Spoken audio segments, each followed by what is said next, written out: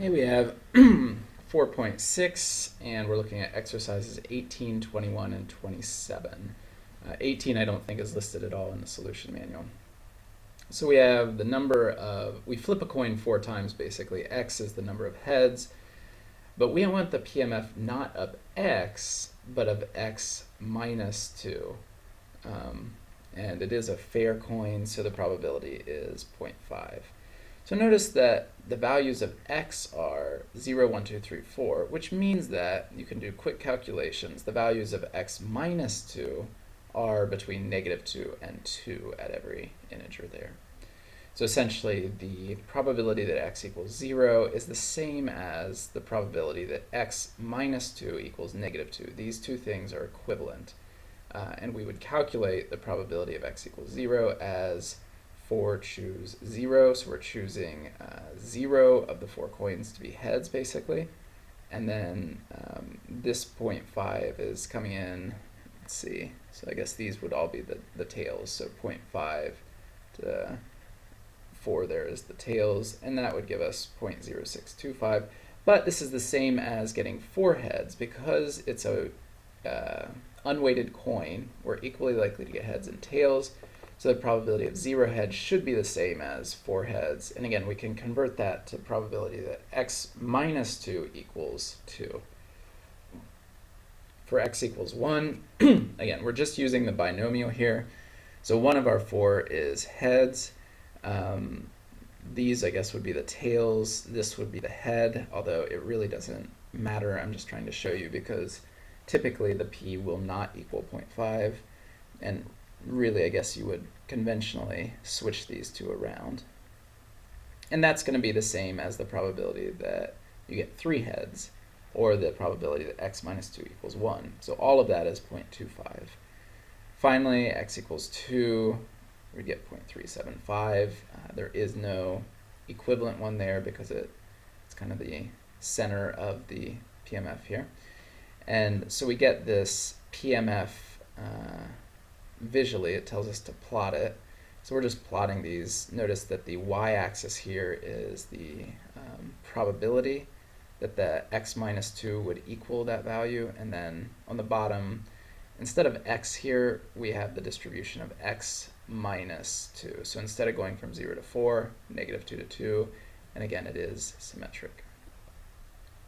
21 you do have explained fairly well in the homework, and this is also similar to 2 previous homework problems that looked at sampling based on whether you randomly pick the family and then look at the size of that family, or whether you randomly pick a child and then look at the size of that family.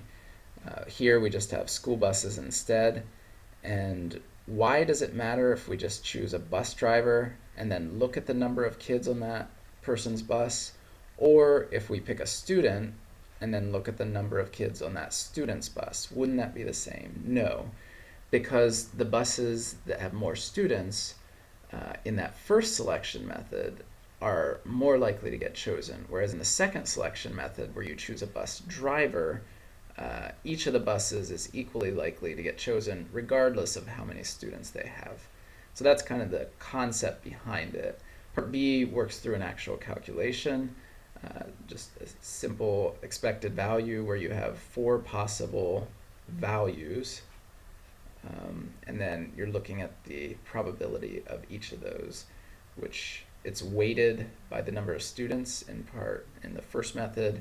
In the second one, it's just equally distributed. And you do indeed find that the expected value of X, the number of students on the bus in the first selection method, is greater than the second, as we expected.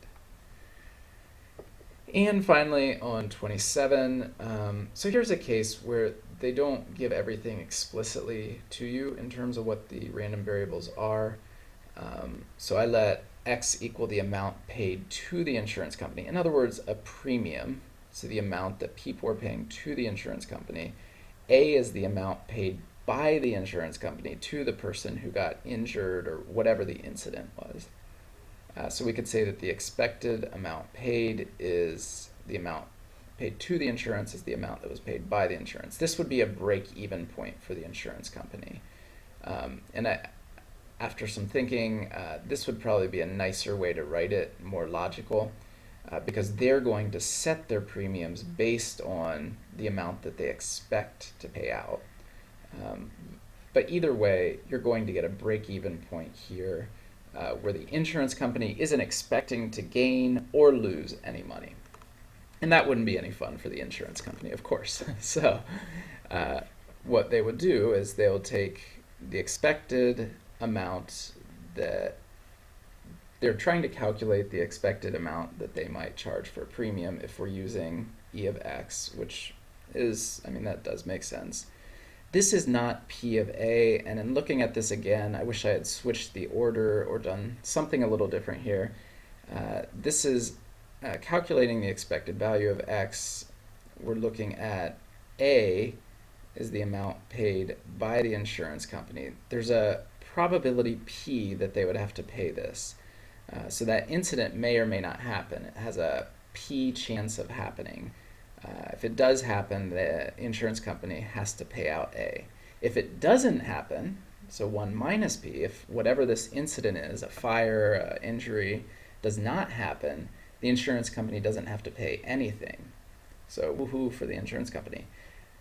But they also want to set the premium a little higher. So the expected amount that they want to receive is going to be the amount that they pay out, the expected amount that they pay out, plus they also want to add on a little bonus so that they're expecting to not just break even, but make a profit. In this case, it was set at 10% of whatever this typical payout was.